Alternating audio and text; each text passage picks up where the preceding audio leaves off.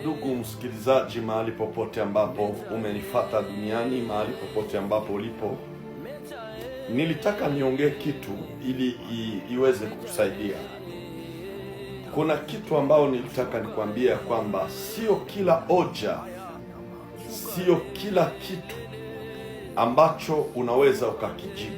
Kuna vitu vingine unavijibu na kimya. Kuna vitu vingine hautaongea sana, lakini kimya yako itaongea. Kuna vitu vingine unaponyamaza ndio unapata na nafasi nzuri ya kuhakikisha ya kwamba majibu itakuja yenyewe. Mahali popote ulipo, acha nikwambie, sio kila kitu utajibu. Kuna hoja zingine utazijibu na kimya.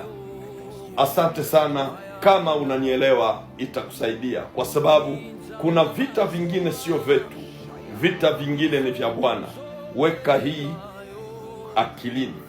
Prophet Major One Saj, asante, bonne année et joyeux anniversaire. Asante mahali popote ulipo.